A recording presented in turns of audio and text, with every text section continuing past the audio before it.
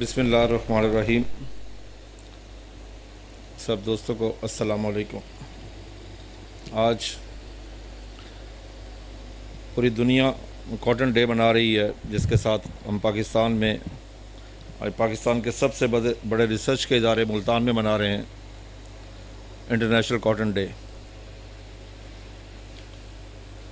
میں نے 92 میں کاشتکاری شروع کی تھی تو اس وقت ہماری کپاس کی پروڈکشن تھی پاکستان کی 1,28,00,000 بیل، اور انڈیا تھا 1,10,00,000. آج انڈیا لگ بھگ 4 کروڑ پہ پہنچ چکا ہے، اور ہماری پچھلے سال تھی 5.5 ملین.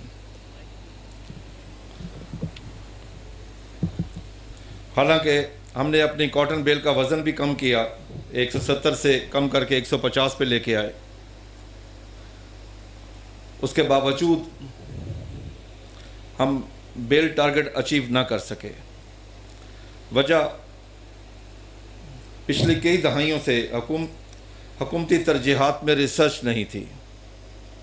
ہمارا جو ریسرچ کا بجٹ تھا وہ ایگریکلچر کی جی ڈی پی کا 0.18، انڈیا 0.4، چائنا 0.5، برازیل 1.75. انہوں نے اپنی ریسرچ پہ توجہ دی، اور دوسرا کاسٹ آف پروڈکشن کو کم کیا. ہمارے ملک میں نہ کاسٹ آف پروڈکشن کو کم کیا گیا، نہ ریسرچ پہ توجہ دی گئی، جس وجہ سے ہم دن بدن پیچھے جا رہے ہیں. اس دفعہ اللہ تبارک و تعالیٰ کے خاص کرم سے دکن چلا، ہوائیں چلیں، جس سے ہماری کپاس بہتر ہوئی. میں یقین سے کہہ سکتا ہوں کہ موسم کا سب سے زیادہ اثر ہے. پچھلے سال ہماری گندم کی الحمدللہ بمپر کراپ آئی، ہم نے ایک سپرے نہیں کیا. اس سے پچھلے سال 3 سپرے کرنے پڑے رسٹ اور سکنگ پہ، لیکن پچھلے سال ہم نے کوئی سپرے نہیں کیا. ہماری آم کی فصل بہت اچھی ہوئی. یعنی کہ ایکچولی موسم کا دار و مدار بہت زیادہ ہے. موسم اگر آپ کو فیور کرتا ہے آپ کی فصل اچھی ہوتی ہے، کیونکہ ہماری ریسرچ میں موسم کے اوپر ایسا کام نہیں کیا گیا کہ ایسی ورائٹیاں لائی جائیں جو قوت مدافعت رکھتی ہوں، جو گرمی سردی کا مقابلہ کر سکے. وہ چیز ہمارے پاس ابھی تک وہ مٹیریل نہیں ہے. اس وقت کاشتکاروں کو جو ایشوز ہیں نیکسٹ ایئر کے لیے، ہماری کاسٹ آف پروڈکشن بہت بڑھ چکی ہے. کاشتکار کی قوت خرید سے باہر ہے. آج ڈی اے پی کا 7,000 روپے نام سنا جا رہا ہے، یوریا 1,800 روپے پہ، بجلی کا یونٹ 14-15 روپے پہ ہے.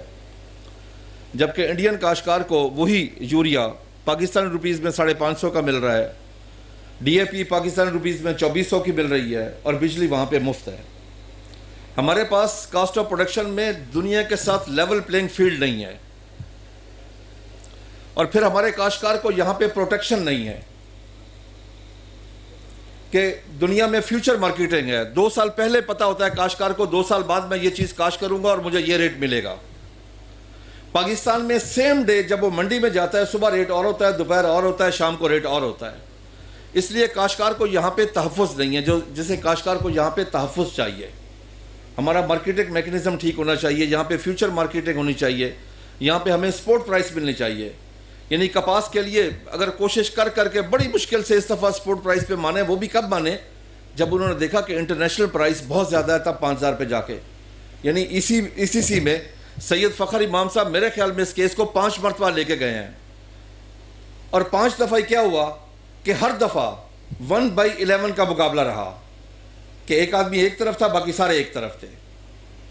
اگر گندم کا ریٹ طے ہوتا ہے تب بھی یہی ہوتا ہے. یعنی کہ ہر جگہ کے اوپر ہمیں سامنا ہے جو ہمارے الیکٹڈ لوگ ہیں شہر سے، وہ ہمارے کاشتکاروں کی مخالفت کرتے ہیں. میں سمجھتا ہوں وہ کاشتکاروں کی نہیں کرتے، پاکستان کی کرتے ہیں، کیونکہ پاکستان کی جو معیشت کا دار و مدار ہے وہ زراعت پر ہے. زراعت بہتر ہوگی تو معیشت بہتر ہوگی، جب معیشت بہتر ہوگی تو امن و امان بہتر ہوگا. میں یہ کہوں گا کہ یہاں پر سیکٹری صاحب تشریف فرما ہے، ماشاءاللہ بڑی محنت کر رہے ہیں، لیکن انہوں نے جو کام کرنا چاہیے اس طرف توجہ نہیں ہو رہی. سر اب ایڈمنسٹریٹو پوائنٹ آف ویو سے اس وقت پنجاب میں 23,900 مواضع آتا ہے. آپ کے پاس جو ایگریکلچر ایکسٹینشن کے لوگ ہیں وہ 500-600 ہیں، اور ان کے پاس جو کام ہے وہ کاشتکار کے پاس جائیں.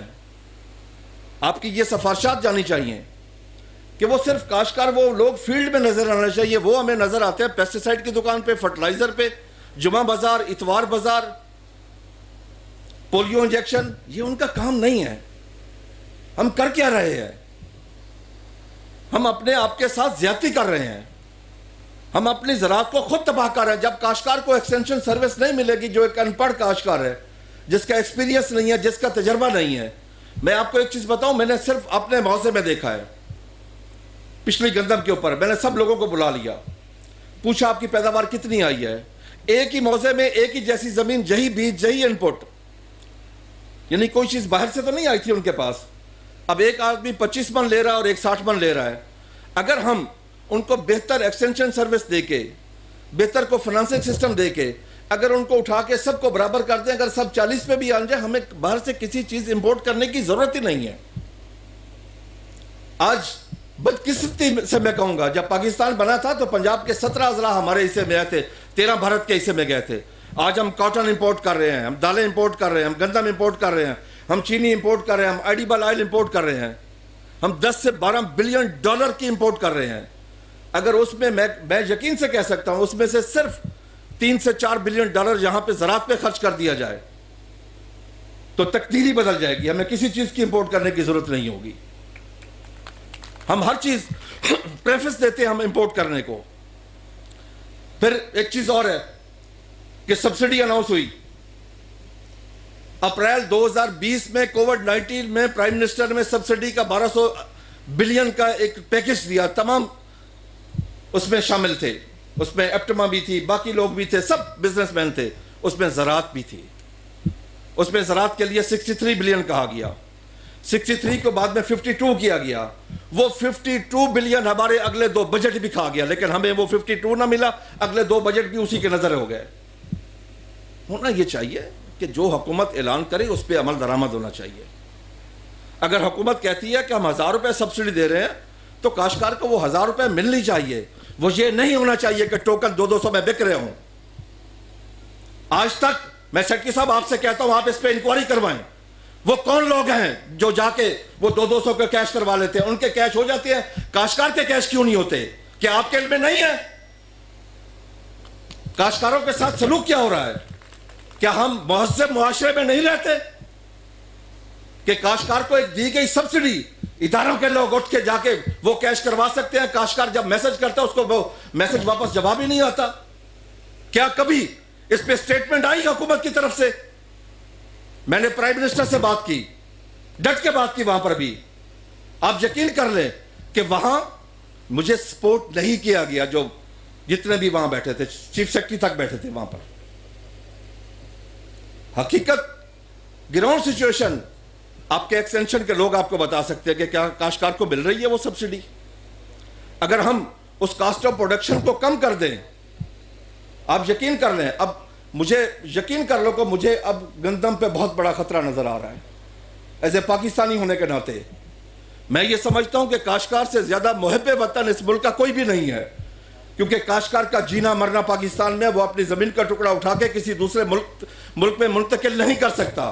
اس کا جینا یہاں, مرنا یہاں, تعلیم جہاں, صحت جہاں, اولاد جہاں, ایمان تک جہاں پہ ہے. لیکن بدقسمتی سے جو فیصلہ کرنے والے لوگ ہیں ان کی جائیدادیں بھی باہر ہیں, ان کی اولادیں بھی باہر ہیں, ان کی تعلیم باہر, صحت باہر, ایمان تک باہر ہے. یہی وجہ ہے ہم روز بروز پیچھے جا رہے ہیں. یہی وجہ ہے کہ آج اب ایکسپورٹ کی بجائے ہم امپورٹ کنٹری بن رہے ہیں.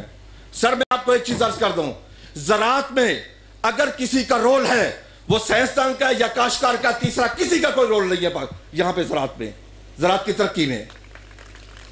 اس زراعت کو کیا ہمارے لیے باعث شرم نہیں ہے کہ جس ادارے میں آج ہم کھڑے ہیں اس کے لوگ آ کے شور مچا رہے ہوں, آ کے احتجاج کر رہے ہوں کہ جناب ہمیں تنخواہیں نہیں مل رہی 4 سال سے.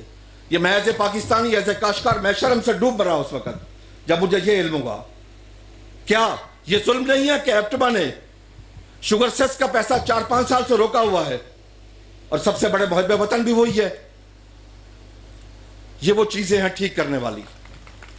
جب تک ہم اپنے اداروں کو ٹھیک نہیں کریں گے, میں یہ چاہوں گا کہ ہمارے ایکسٹینشن ادارے کو اسٹرینتھن کیا جائے, اس میں اور بھرتی کی جائے تاکہ وہ ہر کاشتکار تک پہنچ سکیں, ہر کاشتکار کو بتا سکیں. ٹیکنیکل کام جو ہے وہ ٹیکنیکل لوگوں پہ چھوڑا جائے. جو لوگ ٹیکنیکل, جو پڑھے ہوئے ہیں, جو پی ایچ ڈی کیے, جو ٹیکنیکل کام کر رہے ہیں, جو فیلڈ میں کام کر رہے ہیں, ان پہ چھوڑا جائے. ایڈمنسٹریشن جو لوگ ایڈمنسٹریشن میں انہیں ایڈمنسٹریٹو سوچنا چاہیے کہ ہمیں کیا کرنا ہے, ہم نے کس طریقے سے محکمے کو چلانا ہے.